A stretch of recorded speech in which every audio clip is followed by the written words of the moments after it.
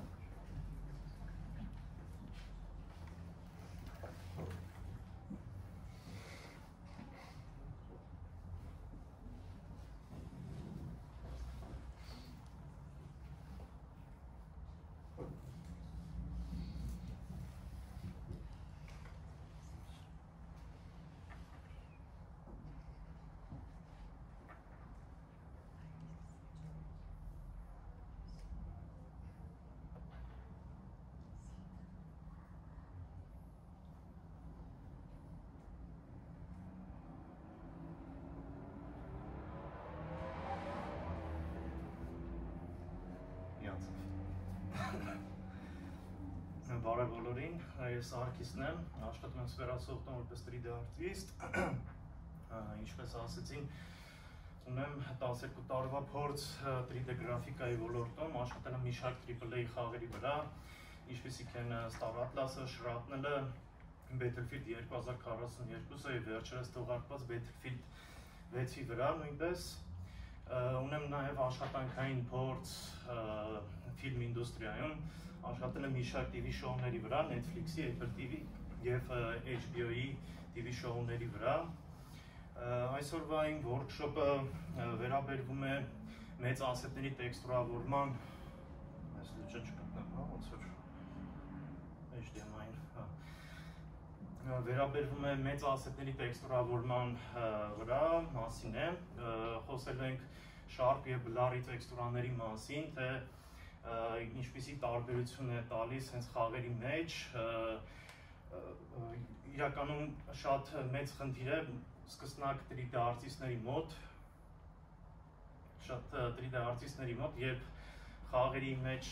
սցենայում, ինչ-որ 3D սցենայում նայում ենք և տեսնում ենք մի առարկայի վրա ավելի շատ այդ առարկան բլառոտ է եղում, քան մյուս առարկան, միտեղ հստակ արևում, միտեղ ավելի բլառոտ,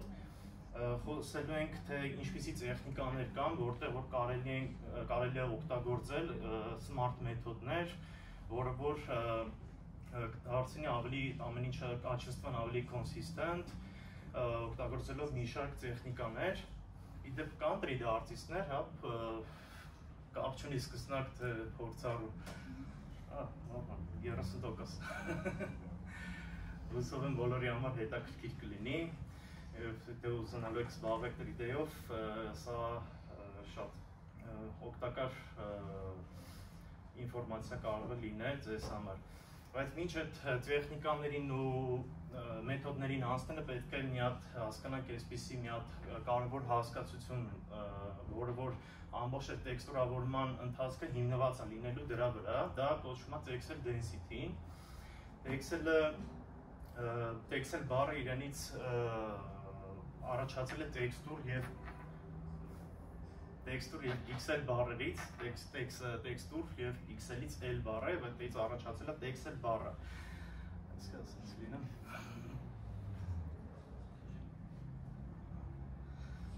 Եվ ուշադիր գեյմերները նկատած կլինեն, որ նամանավանդ հենց հին խաղերում, երբ որ մի տեքստուրը ավելի բլառոտ է երևում, քան օրինակի համար այս նկարների մեջ տեսնում ենք գետնի տեքստուրաները, հա, նույնը այնտեղ օրինակ տեսնում ենք բոճկան ավելի հստակ է երևում, քան գետնի տեքստուրան։ Այս դեպքում այդ Excel հասկացողությունն է, որ այստեղ չի պահվել, դրա պատճառով խաղի այտենց կարող ենք ասել, որ ինքը հին խաղ է, իմերսիան կոտրվում է, ոնց որ կարող ենք մտածում ենք, որ արդեն CGI է երևում, իսկ եթե texel density-ն ամենտեղ պահվում, ամենտեղ նույն հստակությամբ է երևում, ինքը ավելի խաղը դառնում է սցենան ավելի հետաքրքիր է երևում։ Օրինակի համար այդ մյուս այս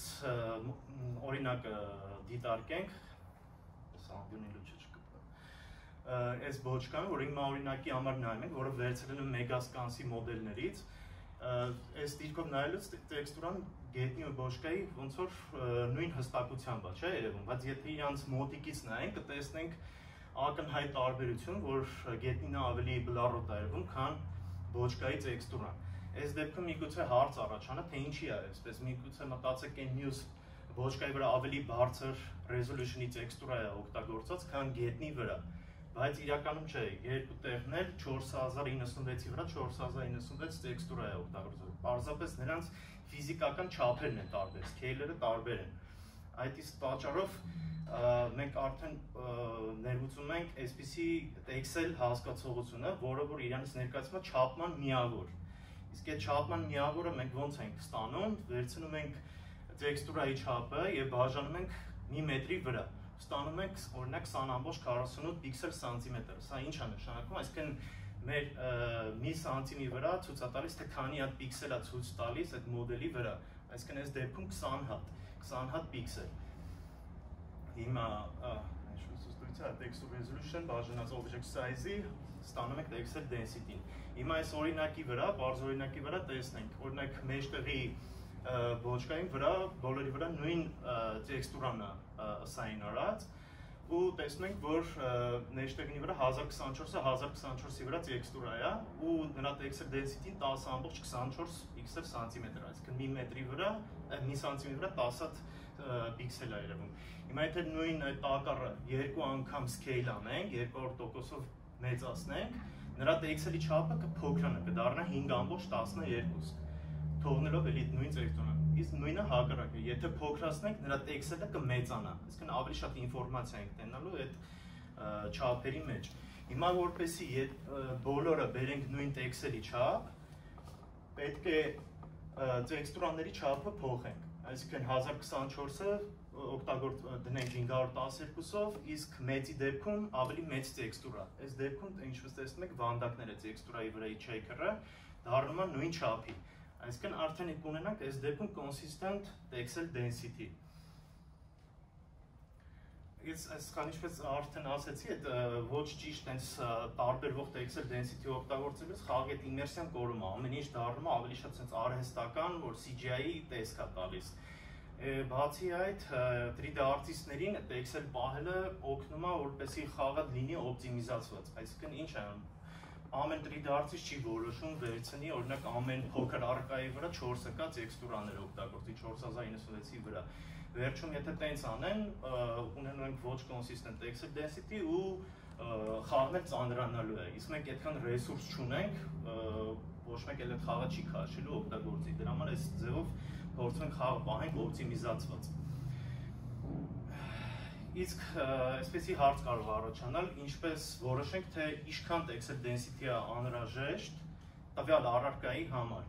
Նախ եւ առաջ պետք է հասկանանք, թե խաղացողը այդ առարկային ինչքան է մոտիկանալու, ինչքան մոտիկից է երևալու կամ էկրանի վրա քանի պիքսել է երևալու այդ առարկան։ Ըստ դրա մենք արդեն կարող ենք որոշել, թե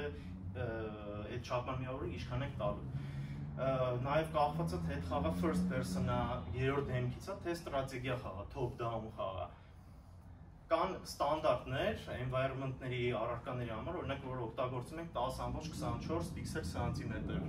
Զենքերի համար օրինակի համար Battlefield-ի կամ ցանկացած ուրիշ շութերների ժամանակ 60-ից 80 պիքսել սանտիմետր, ստրատեգիաների ժամանակ 2-ից 4,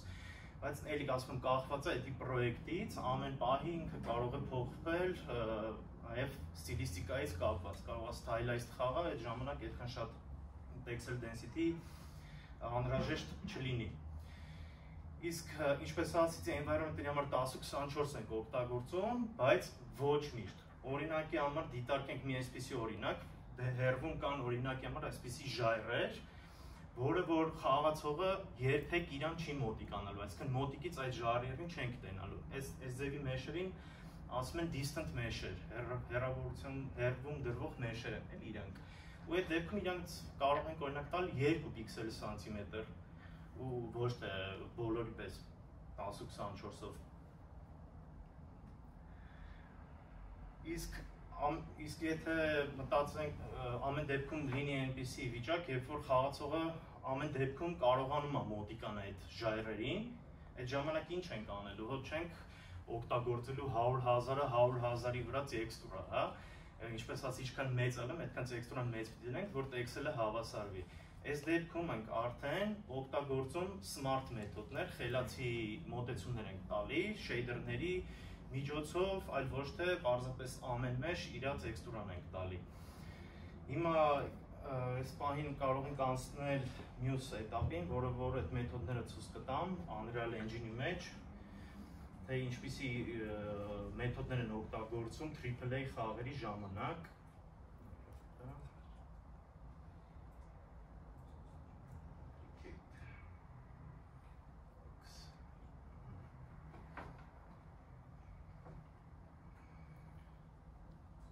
Այսպիսի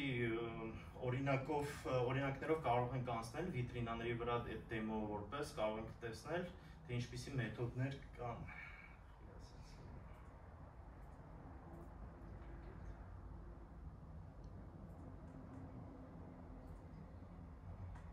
Առաջինը ամենապարզ մեթոդը դա engine tiling-ն է, այսինքն shader-ով արդեն մենք կարողանում ենք օբյեկտին ընթացքում tile տալ։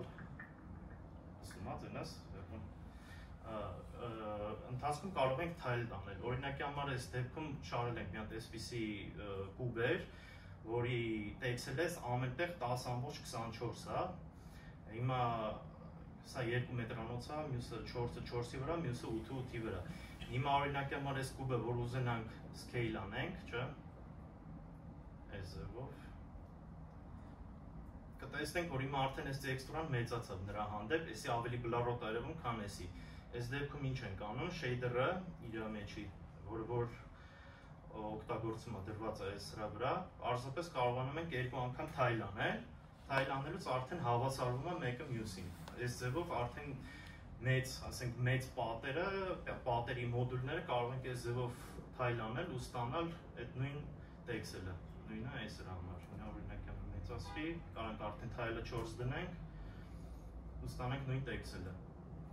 Սա առաջին պարզ մեթոդն է, սա առաջին պարզ մեթոդը, մյուսը մոդուլար kit-bash մեթոդն է, որը որ սրա մասին անցած G-Con-ի ժամանակ եմ խոսացել, ինքը օրինակ այս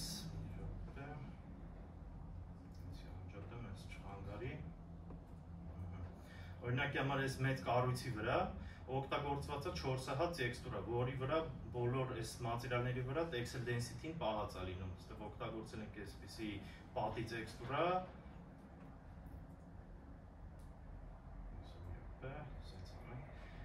ու այս տեքստուրաները tile եղած են, հիմա օրինակի համար որ եթե ես մի պատը վերցնեմ ու բերեմ իրար կողք դնեմ, կտեսնենք, որ իրանք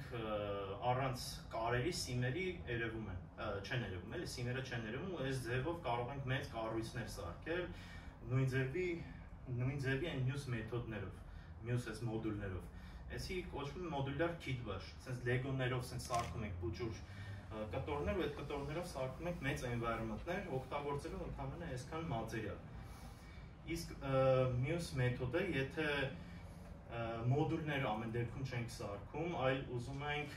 հենց տվյալ հենց այս մի օբյեկտը scale անելով թողենք նույն consistent pixel density-ով։ Հիմա եթե որ նկատեք, այսի scale անելուց ու տեղաշարժելուց, այս կոմենկոմ, այսինքն աժձախ, տեսնեք թե ոնց է տեքստուրան մնում նույն դիրքում, բայց օբյեկտը տեղաշարժվում է։ Այսա կոչվում է world aligned projection, այսինքն մոդելները չեն վերցնում իր UV կոորդինատներով, այլ աշխարհի կոորդինատներով են պրոյեկտվում ցանկացած մոդելի վրա։ Նույնն է սֆերայի վրա, այսինքն վերևից կողքերից x, y, z-ով պրոյեկտվում է։ Այսի շատ հարմար տեխնիկա է, ինչպես ասացի, այն մեծ ժայռերի դեպքում։ Իրենք կարող ենք sense անվերջ scale անել ու ինքը այդ նույն տեքստելով կարող է մնալ։ Բայց հիմա այսպես որ շատ արդեն scale անում եմ, դետալները կորում է, չէ, ասենց տեսնում եք, որ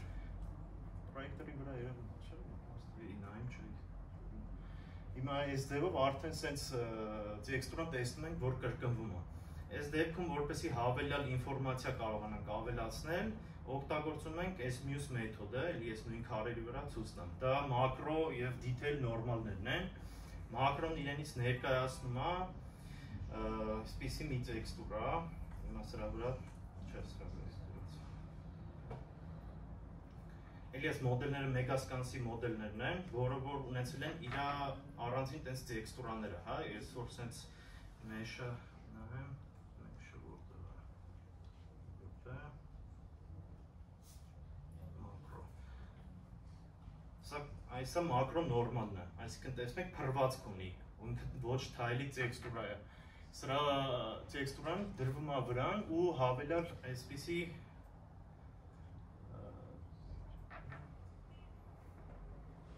ավելացնեմ մակրո նորմալը։ Shader։ 1, 2, տեսակ ինչպեսի դետալներ վրան ավելացավ։ Հիմա որ նայում ենք այս ձախին ու աչինի հետ, համեմատելով աչինի հետ, տեսնում ենք, որ այստենց վրան ճաքեր, բաներ ավելացրավ, այսինքն էսի առանձին հայպոլից բեյք եղած տեքստուրա է։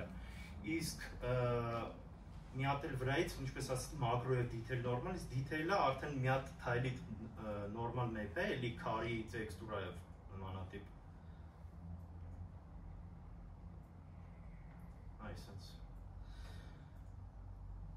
Ինչպես տեսնում եք, թայլ է, այսինքն նրապես ինքը փռվածք չունի։ Այս փռվածքը արդեն մենք կարող ենք վրան ավելացնենք, ես մի քիչ փոքրացնեմ, որ էդի երևա մակրո նորմալը։ Տեսեք, որ դրա ինտենսիտին հենց բարձրացնում եմ, արդեն մեջը հավելյալ նոյզը ավելանում, ու այդ հավելյալ նոյզը ես կարող եմ կոնտրոլ անեմ առանձին, ու սենց մեջը դետալներ ունենամ, այսինքն մաքսիմալ թայլ կարանք անենք, էլի ինտենսիտի սենց, ու մոտիկից արդեն նայելուց, էլի դետալները էլ չի կորում։ Սա այդ մի տեխնիկա է, որ սենց քարերի վրա շատ է օգտագործում, environment-ի ու տենց ժայռերի վրա այս նորմալները դրվում է։ Իսկ մյուս մեթոդը արդեն մի քիչ ավելի կոմպլեքս է, իր վրա երկու հատ մատերիալ են կարում blend անենք։ Սա կոչվում է Z-up material blending։ Տեսեք, հիմա եթե վերևի մասից այդ նույն քարն է, ուղղակի վրայից խոտի, մամուրի տեսքը, հա, տալիս։ Հիմա եթե ես իրան պտտեմ, ինքը միշտ վերևի մասում ավելացնելու է այս խոտը։ Ու ես խոտի պարամետրեր կան, որը որ կարամ ցանկացած պահի բլենդը շատացնեմ, օրինակի համար, այսինքն ավելացնեմ, քչացնեմ եւ այլն։ Ու այս կերպով կարող ենք այդ հերվի ժայռերը այսպես իրար հետ այսպես դնելով, դուպլիկեյտ անելով, պտտելով, այսպես ստանանք դիլիջանի դիմաց լեռը, օրինակի համար, չգիտեմ, այսպես ինչ-որ տենց environment-ներ կարանք սարքենք մեծ։ Մյուսը vertex painting մեթոդն է։ Vertex painting-ը եթե այսպես կարճ բացատրեմ, պատկերացրեք մոդելը ամեն vertex ունի իր գունային ինֆորմացիան RGB կանալներով։ Այդ RGB կանալները մենք կարող ենք օգտագործել որպես մասկ ու հենց Unreal Engine-ի մեջ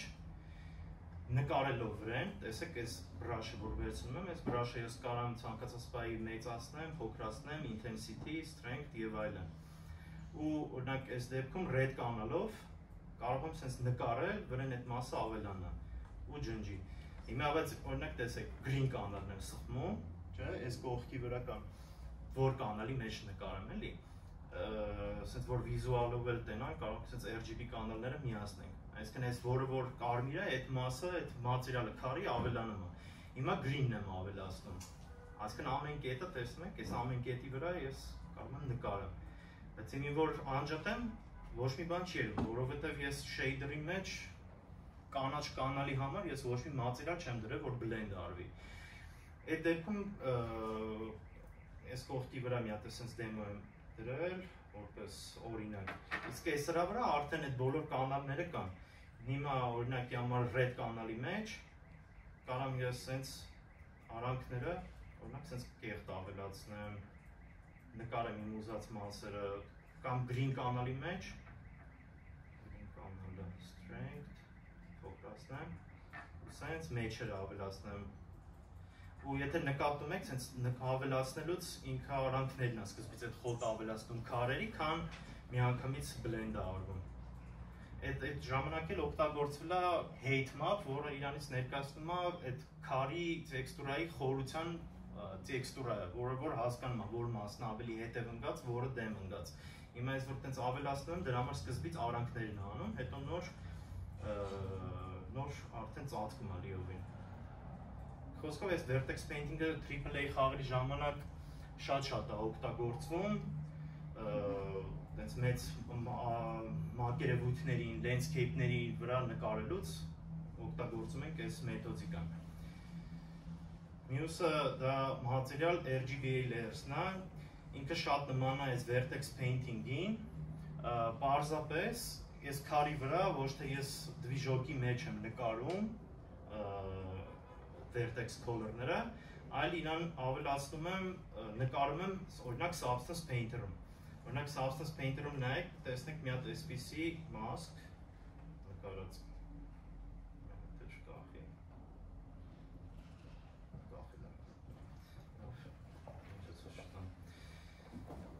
Այս ձևով, որ եթե նայենք, մի հատ այսպիսի տեքստուրա է վրան օգտագործված, տեսնեք,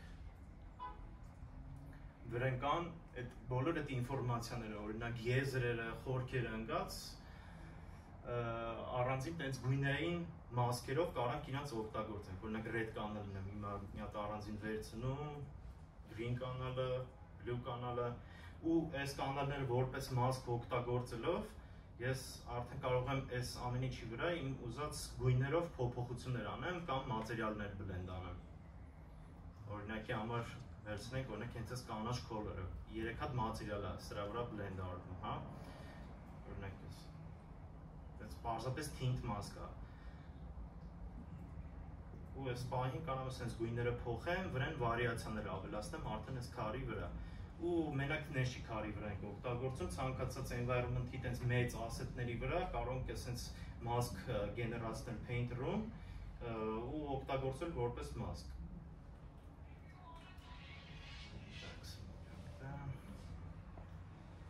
Այսի այս մյուս մեթոդը, այս մյուսը արդեն procedural vertex color-ն է։ Այսի կարելի ասել նույն vertex painting-ն է, որը որ ցույց տվեցի այնտեղ։ Պարզապես այստեղ մինչև էքսպորտ անելը 3D Max-ի մեջ կամ ցանկացած այլ DCC տենց software-ների մեջ, Blender-ի մեջ էլ կան տենց add-on-ներ, կարող ենք տենց մասկեր գեներացնել, ոսկի ambient occlusion-ը 3D artist-ները կիմանան, արանքները, որտեղ որ խորքա կամ եզրերի վրա, կարող ենք առանձին արդեն color-ներ assign անել, մինչև էքսպորտ անելը, ու արդեն բերելով դվիժոկ, արդեն կարող ենք այդ առանձին այդ մասկերի վրա blend անել առանձին մատերիալներ, օրինակի համար կարանք հենց այս կարմիր, որտեղ տենում ենք AO-ն է, հա, AO-ի վրա մենք կարանք մատերիալը blend անենք ինչ-որ մի հատ ցանկացած ուրիշ տեքստուրայով, ահա, օրինակ միացրեցի, ստե շեյդերիների մեջ չեմ ուզում շատ խոնամ, որովհետև այնտեղ մի հատ սպագետի է, էլի, այնտեղ չվախեցնեմ, էլի, բայց լիքը տենց տուտորիալներ կան, եթե հետաքրքրում է, կարող եք այս մեթոդիկաները տենակ։ Օրինակի համար հեսա դրեցի, այս տեքստուրան է blend արվում կարմիր մասկով, ու այս մասկը այս ցանկացած պահի կարամ այսպես կոնտրոլ անեմ, մեծացնեմ, փչացնեմ, չափերը, intensity ավելացնեմ, կոնտրաստ ավելացնեմ եւ այլն։ Ու ցանկացած տարբեր պրոյեկտների մեջ ձեզ հարմար կարող եք նենց ձևի shader սարքել, որ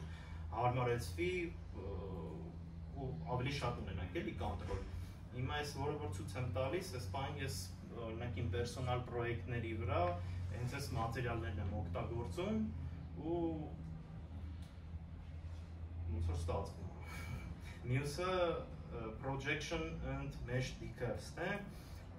ինչ է իրանից ներկայացնում դեկալները, դեկալը ոնց որ ստիկեր պատկերացրեք, Unreal-ի մեջ այսպիսի sense decal tool կա,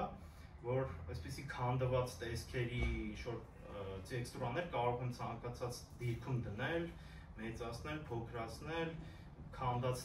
ինչ-որ տենց շենքերի վրա վարիացիա է ձևով ավելացնեմ։ Բայց այս projection-ը շատ լավ աշխատում է sense hard մակերևույթների վրա, իսկ որ եթե ուզում ենք ինչ-որ եզրերի վրա ավելացնենք, այդ ժամանակ արդեն օգտագործում ենք mesh decals-ը։ Եթե տեսնում եք այս կուբի վրա, որպես sense օրինակ, շատ սպիտակ արևով, բայց եթե տեսնեք, այս sense առանցին ոնց որ մոդել է, կուբի վրա, այս sense դրված։ Ու այս դեկալներն էլ առանձին իր տեքստուրան ունեն, որը կոչվում է Decal Atlas, եթե որ sense նայենք իրան։ Այս ձևի տեքստուրա տարբեր sense քանդված տեղերով էլի ու արդեն 3D Max-ի մեջ կամ էլի ցանկացած ծրագրի մեջ իրանց sense կտրտում ենք ու շարում ենք մոդելի վրա ու արդեն կարող ենք մեծ sense control ունենալ։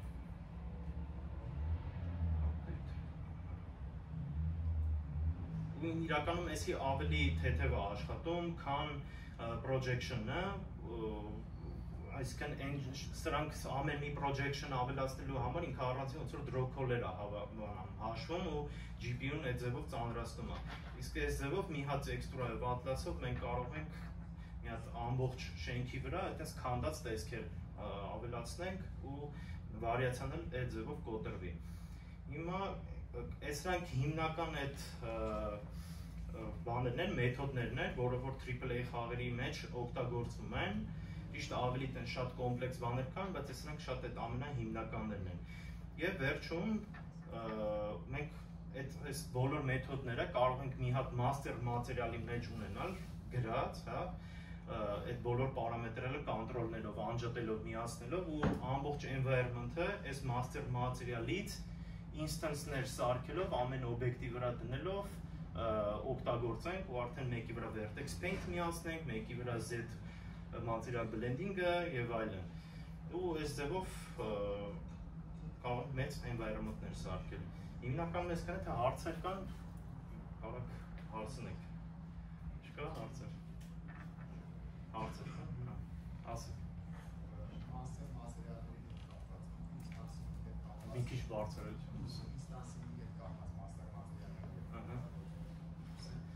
Ինքը ինչ-որ առանձին խնդիրներ չի ստեղծում, օրինակ հենց draw call-երի հետ կապված։ Եթե մի master մատերիալից օգտվում ենք ու instance-ներ ենք սարքում, այդ ժամանակ ինքը ավելի թեթև է աշխատելու, քան ամեն օբյեկտի համար առանձին master մատերիալ սարքես։ Այդ ձևով ինքը ավելի թեթև է աշխատում։ Այսինքն ստացվում է, եթե մենք ունենք shader, որի մեջ master մատերիալ ֆունկցիոնալ է կա, ուղղակի անջատում միացնում ենք, տենց ավելի թեթև է։ Հա, բայց մի հատ sense դեպք կա, եթե օրինակի համար սցենայի մեջ օգտագործում ենք շոր translucent մատերիալներ, ապակիներ եւ այլն, այդ դեպքում ավելի լավ է, ավելի օպտիմիզացված կլինի, թե առանձին դրա համար առանձին master մատերիալ լինի, որ դա հաշվի, որտեղ translucent մատերիալն ինքը բարդ հաշվարկող բան է, էլի։ Ու այդպես որ առանձնացնենք մի 3 հատ մատերիալը այդպես master ունենանք, ավելի թեթև աշխատելու։ Բայց կարող sense դասակարգենք մի հատ prop-ների համար, մի հատ master landscape-ի համար ու տենց ապակիների համար։ Ու էլի տենց եթե ինչ-որ մի բարդ տենց մատերիալ կա, կանենք դրա համար առանձին էլի master մատերիալ սարքել։ Մենք էլ այդ vertex color-ով նկարելու հետ կապված, ուզում եմ հասկանամ հանդիպելա tool-եր, որ հենց օրինակ Unreal-ի մեջ կամ Unity-ի մեջ vertex point մեջ, որ պրոստը texture point է անում նույն մեթոդիկ, այսինքն RGB կանալներով։ Հա, հենց այս Unreal-ի մեջ էլ է լինում, հենց այդ RGBA կանալներով նկարել, ոնց որ սրա մեջ չէ, ցույց տվեցի, որը որ բանը painter-ից էի բերել։ Հիմա ես կարող եմ այս բերած այդ տեքստուրան Unreal Engine-ի մեջ, այս այստեղ կա, որ փոխում ես texture color ու այս texture color-ի մեջ դու էլ կարող ես վրան update անես այդ տեքստուրան։ Լավ, մերսի շատ համ ելույթի համար համացրին պատասխանները։ Եթե հիմնական տարբերակներից այդ մեծ ասետները տեքստուրինգ անելու այդ vertex paint-ն է ու մասկաներով նա, ինձ հետաքրքիր է դու որն ես նախընտրում քո պրոյեկտների համար ու որը ունի իր բացասական ու դրական կողմերը։ Լավ հարց է։ Իրականում դա ելի տենց պրոյեկտներից է կապված։ Հիմնականում vertex paint-ն եմ ես օգտագործում։ եթե բավարար, ասենք, կետեր չեմ ունենում, կամ եթե Nanite տեխնոլոգիան չեմ օգտագործում, այդ ժամանակ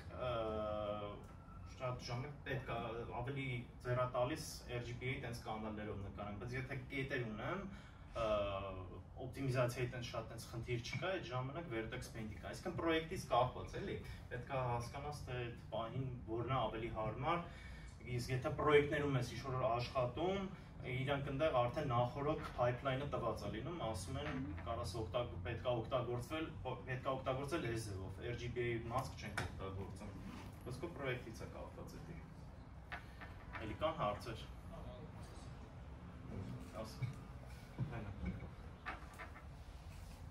Նախ մերսի շատ ծավալից ճնգելքի համար,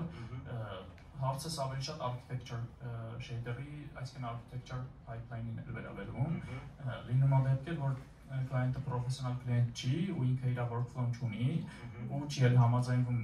քո workflow-ն ստեղծի քո ուզած shader-ները գրի Unreal Engine-ում, ոնց դու նախատեսում ես, բայց ուզում է AAA խաղի որակ, AAA խաղի դետալիզացիա ու ասենք tiling texture-ի որակով, այսինքն դու երբ որ ասում ես damage-ները մասկերով տամ ամեն ինչով տամ, ինքը վախենում է իր shader-ները ստեղծի, որտեղ իրանք թվում է թե երկաժամանակ կտանի։ Ինչ workflow ես դու այդ case-ում օգտագործում։ Իրականում եթե ասենք Unreal Engine-ի մեջ է այդ պրոյեկտը գնում, ուրիշ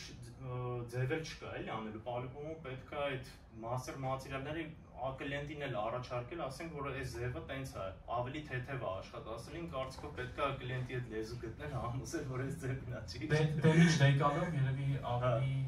բան կլինի, չէ՞, քան սովորական։ Հա, ինչպես ասեցի, տենց mesh data-ներով, որ տենց սարքում ես atlas-ներս օգտագործում, ինքը ավելի թեթև է աշխատելու։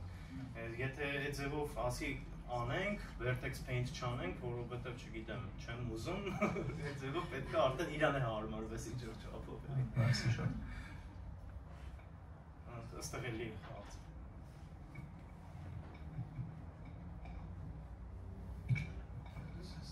Իմ օգտած ավելի շատ 3D մոդելների օգտագործումը Nanite-ի և Lumini հետ Unreal Engine-ի մեջ հարցնի, ես լսել եմ, որ հիմա դեռ EDECU սիստեմների միջև դոկումենտացիան շատ տարածված չի, համեմատած օրինակ նախկին մեթոդների, որոնք Unreal 4-ի մեջ են օգտագործվել։ Ինչպես ձեր սեփական օգտագործումից այդ գործիքների դոկումենտացիան քիչ է շատ, որտեղ կարելի ավելի դետալիզացված դոկումենտացիա գտնել ու ինչպես այդ Unreal Engine-ի խնդիրները մաքրել, որը բոլոր խոսում են ձեր չես։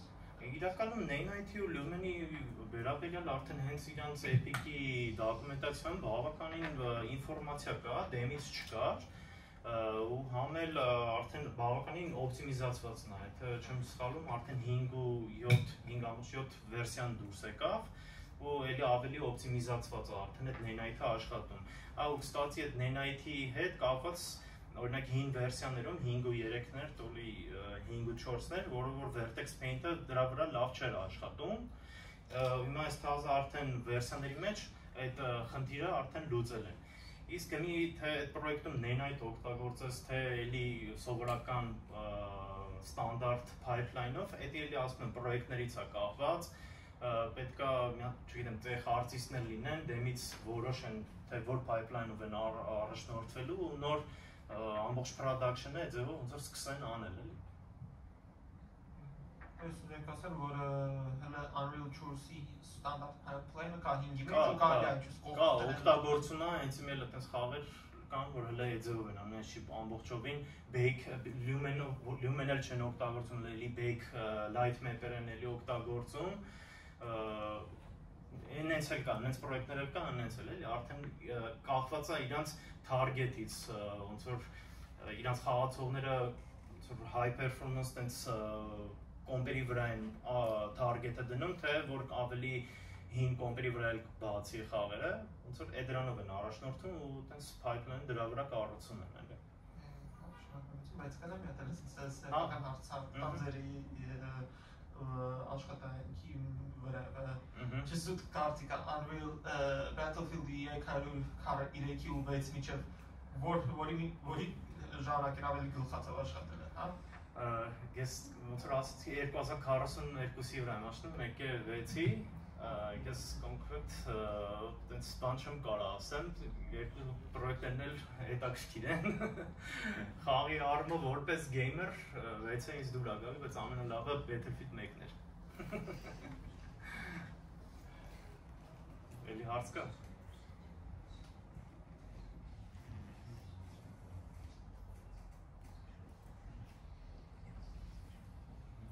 Մերսի շատ ելույթի համար, միած sense հարցն է օպտիմիզացիայի տեսանկյունից, եթե մենք օգտագործում ենք երկու տեքստուրա, այդ դեպքում հաստատություն անում ենք երկու դրոփ, չէ՞։ Ուզում հասկանամ, որ case-երում ավելի օպտիմալ կլինի օգտագործել մի հատ պատրաստի տեքստուրա, որ case-երում տենց overlap անել երկու տեքստուրա։ Հա, մենք ոնց որ այս մի օրինակի վրա ցույց տվի, օրինակ այստեղ 4 հատ տեքստուրա են, չէ՞, օրինակ օգտագործում, 4 հատ material instance կա։ Այդ ժամանակ մենք ուրիշ տես մեթոդներ կա, որ trim sheet ենք օգտագործում, որտեղ տարբեր նախշերի օրինակ տեքստուրաներ կան ու այս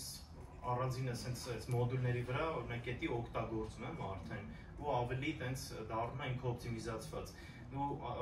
կարայի չէ ամեն նախշի համար առանձին մատերիալ ոնց որ դնեի ու տենց ավելի կծանրանար։ Այսինքն մաքսիմալ պետք է հենց անենք, որ տեղավորենք մի տենց մատերիալների մեջ, ինչքան քիչ, այդքան լավ էլի։ Մատերիալները environment-ի տենց են աշխատում։ Всё, հասկանա՞։ Ոնց որ էստա։ Մերսի շատ։